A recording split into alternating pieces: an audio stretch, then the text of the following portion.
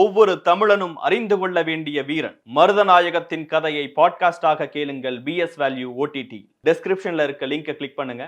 PS value ஓடிடியை download பண்ணுங்க. நான் வச்சுதான் சட்டம், நான் கொண்டு வந்தான் திட்டம் அப்படின்னு சொல்லி ஜனநாயகத்தை குரல் விலையோ இல்ல சமூக நீதிக்கான திட்டங்களை முடக்குவதோ பாரதிய ஜனதா ஆட்சிகள் போல எங்களுடைய கட்சி அந்த மாதிரி எங்களுடைய ஆட்சி அந்த மாதிரி இருக்காது. சமூகம் சார்ந்த திட்டங்களை நாங்க முடக்கல, இன்னும் அதிகப்படுத்திருக்கோம். 5000 கோடி 7000 கோடி அதிகப்படுத்துறோம் போது கடன் இருக்கதான் செய்யும். ஆனா அந்த கடனை எப்படி குறைக்க போறோன்றதுக்கான திட்டம் இந்த அரசு கிட்ட இருக்கு. சோ இவ்வளவு நெருக்கடி சூழ்நிலைகள்ல யாருக்கு தேவையோ அவங்களுக்கு கொடுக்குறதுன்றதான் இது பெண்களும் சரி நாட்டு மக்களும் சரி எல்லோருமே வரவேற்கக்கூடிய ஒரு விஷயம் சார்.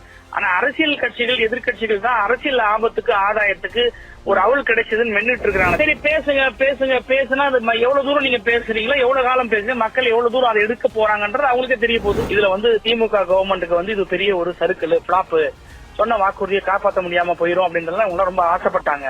அண்ணாமலை அவர் ஒரு IPS படிச்சதுன்னு சொல்றாங்க.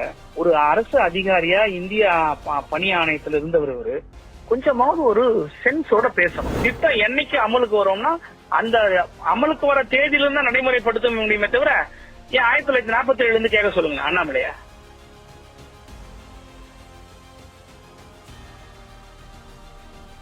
சார் வணக்கம் சார், தினேஷ் டி டிபேட்ல இருந்து பேசுறேன் சார். வணக்கம் வணக்கம் தினேஷ், சொல்லுங்க. வணக்கம். இந்த 1000 ரூபாய் யாருக்கெல்லாம் கிடைக்கும் அப்படிங்கறது ஒரு பெரிய கேள்வியா இருந்தது. இந்த நேரத்துல அசம்பிளில சிஎம் பேசியிருக்காரு. 1 கோடி குடும்பத்துக்கு 1000 ரூபாய் கொடுக்கப்படும் சொல்லியிருக்காரு.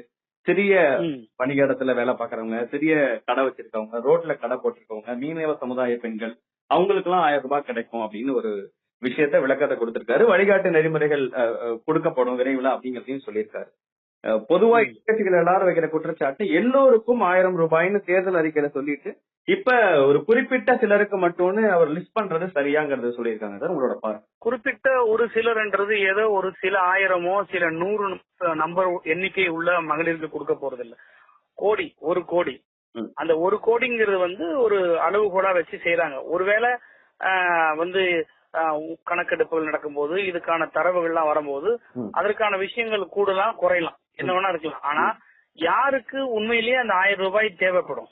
பசி உள்ளவர்களுக்கு சாப்பாடு கொடுக்கணும், தேவை உள்ளவர்களுக்கு தேவையானதை கொடுக்கணும்.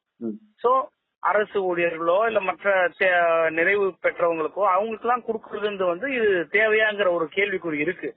ஆனா முறையான வழிகாட்டுதல் நெறிமுறை அரசு விரைவில் வெளியிட இருக்குது. அப்போ அந்த எந்தெந்த கேட்டகரியில இருக்குன்றத தெரிஞ்சுக்கலாம். ஒருவேளை ஆரோக்கியமா எதிர்கட்சிகளோ சரி ஜனநாயகத்தின் மீதோ அல்லது சமூக நலத்திட்டத்தின் மீது அக்கறை உள்ள யாராவது அப்படி அரசு வெளியிடக்கூடிய அந்த நெறிமுறை வழிகாட்டுகளை இன்னும் பின்தங்கியவங்க பாதிக்கப்பட்டவங்க யாராவது விட்டு போய் இருந்தாங்கன்னா அரசுக்கு சொன்னா மாண்புமிகு முதலமைச்சர் அது கனிவுள்ளத்தோடு கன்சிடர் பண்ணக்கூடிய முதலமைச்சர் தான். பாரத பிரதமர் மாதிரியோ இல்ல மற்றவங்க மாதிரியோ நான் வச்சுதான் சட்டம், நான் கொண்டு வந்தான் திட்டம் அப்படின்னு சொல்லி ஜனநாயகத்தை குரல் விலையோ இல்ல சமூக நீதிக்கான திட்டங்களை முடக்குவதோ பாரதிய ஜனதா ஆட்சிகள் போல எங்களுடைய கட்சி அந்த மாதிரி எங்களுடைய ஆட்சி அந்த மாதிரி இருக்காது. இல்ல நம்ம இந்த நேரத்துல சொல்லும் போது தேவைப்படுவோருக்கு கொடுக்கப்படும் அப்படின்னு ஒரு விஷயத்த சேர்த்து சொல்றீங்க. கிட்டத்தட்ட 2.25 கோடி குடும்பம் இருக்கும் போது நம்ம 1 கோடி குடும்பத்துக்கு மட்டும் பணம் கொடுப்போம்னு சொல்றது பல பேரை எதிர்பார்த்து காத்திருந்த பல பேருக்கு ஒரு இல்ல நீங்க சொல்ற இல்ல ஒரு விஷயம் நாங்க ஓப்பனா சொல்றோம். அதாவது தேர்தலின் போது வாக்கு சேகரிப்பின் போது தேர்தல் அறிக்கையின் போது எல்லாத்தையும் சரி, அதாவது தமிழ்நாட்டில் இருக்கக்கூடிய மகளிருக்கு உரிமை தொகை கொடுக்கப்படும், பெண்களுக்கு உரிமை தொகை கொடுக்கப்படும், குடும்ப தலைவர்களுக்கு உரிமை தொகை கொடுக்கப்படும், மாதந்தோறும் 1000 ரூபாய் உரிமை தொகை. அது நம்ம இல்ல அதை மறுக்கல. நாங்க இல்லத்தரசிகள் கொடுக்க போறோம்ன்றது எந்த விதமான மாற்றுக்கிறது நம்ம மாத்தி பேசல. ஆனால் ஆட்சிக்கு வந்த பிறகு இவங்களுடைய நிதி நிலைமை என்பது ரொம்ப மோசமான வகையில வச்சுட்டு போயிருக்காங்கன்றத வெள்ள அறிக்கையின் மூலமா சொல்லியிருக்கோம். வெளியில இருந்து பார்க்கக்கூடியவங்களுக்கு அரசனுடைய நிதி நிர்வாகம் எப்படி இருக்குன்றத CAG ரிப்போர்ட்ல சொல்லி ஆண்டுக்காண்டு காட்டணும். ஆனா இந்த ஆட்சி கடைசி சில வருடங்கள் CAGக்கு வைக்க வேண்டிய ரிப்போர்ட்டை வைக்கவே இல்லை சட்டசபையில. எங்களுடைய கவர்மெண்ட் வந்த பிறகுதான் அந்த ஆட்சி வைக்க வேண்டிய CAG ரிப்போர்ட் எல்லாம் கூட இந்த சட்டமன்றத்துல மாண்புமிகு முதலமைச்சர் பொறுப்பேற்ற பிறகு அதை நாங்க கொண்டு வந்து வச்சோம். அப்போதான் மக்களுக்கும் தெரியும், எல்லாருக்கும் தெரியுது எவ்வளவு நிதி நிர்வாகத்தை சீரடிச்சிருக்கு, சிக்கல்களை உருவாக்கி இருக்காங்கன்ற போது சோ நாங்க இப்ப கூட நாங்க வந்து 2 வருஷம் எதுக்கு எடுத்துக்கிட்டோம், அதாவது மத்திய அரசு கிட்ட வரக்கூடிய, ஒன்றிய அரசு கிட்ட வரக்கூடிய ஜிஎஸ்டி நிலுவைத் தொகையிலிருந்து எல்லா விதமான சலுகைகளும் நமக்கு வர்றது டிலே ஆகுது, இல்ல குறைச்சு கொடுக்குறாங்க. ரெண்டாவது வந்து தமிழ்நாட்டுல வந்து ஏற்கனவே கடன்கள் அதிகமா இருந்தது, கடன் நம்ம குறைச்சிருக்கிறோம், செலவுகளை குறைச்சிருக்கோம். தமிழ்நாட்டுடைய சுய வருமானம் தமிழ்நாடு வருவாய் பற்றாக்குறையா குறைச்சிருக்கோம், இல்ல குறைச்சிருக்கோம். கடன் ஏன் அதிகமாகி இருக்குன்னா நாங்க வந்து சமூகம் சார்ந்த திட்டங்களை நாங்க வந்து முடக்கல, இன்னும் அதிகப்படுத்தி இருக்கிறோம். 5000 கோடி 7000 கோடி அதிகப்படுத்துறோம் போது கடன் இருக்கதான் செய்யும். ஆனா அந்த கடனை எப்படி குறைக்க போறோன்றதுக்கான திட்டம் இந்த அரசு கிட்ட இருக்கு. சோ இவ்வளவு நெருக்கடி சூழ்நிலைகள்ல யாருக்கு தேவையோ அவங்களுக்கு கொடுக்குறதுன்றதுதான் இது பெண்களும் சரி, நாட்டு மக்களும் சரி, எல்லோருமே வரவேற்கக்கூடிய ஒரு விஷயம் சார். ஆனா அரசியல் கட்சிகள், எதிர்கட்சிகள் தான் அரசியல் ஆபத்துக்கு, ஆதாயத்துக்கு ஒரு அவள் கிடைச்சதுன்னு மென்னுட்டு இருக்கிறாங்க தவிர, நீங்க நாட்டு மக்கள் கிட்ட, பொதுமக்கள் கிட்ட போய் ஒரு வசதி படைச்சவங்க கிட்ட போயிட்டு உங்களுக்கு 1000 ரூபாய் கொடுக்கலையே, ஏழ்மையா இருக்கவங்களுக்கு கொடுக்கறது சரியா, இல்ல ஐடி செக்டார்ல ஒர்க் பண்ற உங்களுக்கு கொடுக்கறது சரியா நீங்க கேட்டீங்கன்னா அவங்களே சொல்லுவாங்க, எங்களுக்கு எதுங்க அந்த 1000 ரூபாய், அந்த அமௌண்ட் இல்லாதவங்களுக்கு கொடுத்தா நல்லது தானுங்க அப்படின்ற ஒரு கருத்தை மக்களே சொல்லுவாங்க. அரசியல் கட்சிங்க அரசியல் பண்றதுக்கான ஒரு யுக்தி தானே தவிர வேற எதுவும் கிடையாது. கொஞ்ச நாள்ல இந்த வாதம் அரசியல் பண்றதுக்கான வாய்ப்பை ஏற்படுத்தி கொடுத்தது திமுக தானே. அப்ப எல்லோருக்கும் சொல்லிட்டீங்களேங்கறதான் திருப்பி திருப்பி அவங்க முன்வைக்கிறது. அப்பயே இதை சொல்லிருக்க வேண்டிய. சரி பேசுங்க பேசுங்க பேசுனா அது எவ்வளவு தூரம் நீங்க பேசுறீங்களோ, எவ்வளவு காலம் பேசுங்க, மக்கள் எவ்வளவு தூரம் அதை எடுக்க போறாங்கன்றது அவங்களுக்கே தெரிய போகுது. யாரோ வந்து இதுக்காக வந்து மக்கள் வந்து கொடி பிடிக்க போறதுல இவங்க சொல்ற கருத்துக்கெல்லாம் நான் ஒரு விஷயம், நீங்க எதிர்கட்சிகள் பேசுறதெல்லாம் விட்டுருங்க. நீங்க வந்து ஆசிய பத்திரிகையாளரா, ஊடகவியலர், நீங்க போய் ரோட்ல போய் போற வேலைக்கு போய் கொண்டிருக்கிற மகளிர்கள், தாய்மார்கள், ஒரு ஐடி செக்டார்ல இருக்கிற நிறுத்தி கேளுங்க, இந்த 1000 ரூபான்றது வந்து உங்களை காட்டிலும் இந்த பிளாட்ஃபார்ம்ல ஒரு பூக்கடை வச்சிருக்காங்களே, இந்த அம்மாவுக்கு கொடுக்கறது சரியா, உங்களுக்கு கொடுக்கறது சரியான்னு கேளுங்க. அவங்களே சொல்லுவாங்க, அவங்க தான் கொடுக்கணுவாங்க. அதனால அதை பத்தி நாங்க ஒன்னும் கவலைப்பட வேண்டியது இல்ல. யாருக்கு தேவையோ 1 கோடி தாய்மார்கள்ன்றது ஒரு சாதாரண விஷயம் இல்ல.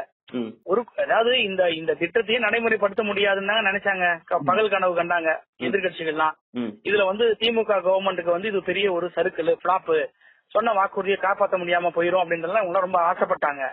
ஆனா அதை எல்லாத்தையும் தகர்த்தெறிந்து நாங்க அதை தாண்டி 1 கோடி பேருக்கு கொடுக்கறோன்ற போது அவங்களால அதை தாங்கிக்க முடியல. அவ்வளவுதான். சிஎம் கொடுக்கிற விளக்கத்துல ஒரு வார்த்தை சொல்றாரு, அனைவருக்கும் வீடுன்னா வீடு இல்லாதவங்களுக்கு வீடுன்னு தான் அர்த்தம், அனைவருக்கும் வேலை வாய்ப்பு இல்லாதவங்களுக்கு வேலை வாய்ப்பு. ஆமா, இல்லத்தரசிகளுக்கு மாதம் 1000 ரூபாய் போது தேவைப்படுகிற தகுதியா இருந்தா அது அந்த 1000 ரூபாய் வேணும் அப்படி இருக்கக்கூடியவங்களுக்கு கொடுக்குறோம். அவ்வளவுதான்.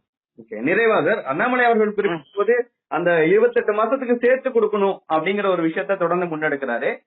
நீங்க அதுக்கு ஏதாவது விளக்கம் சொல்லணும்னு விரும்புறீங்களா? இந்த 1000 ரூபாய் அண்ணாமலை அவர் வந்து ஒரு ஐபிஎஸ் படிச்சதுன்னு சொல்றாங்க.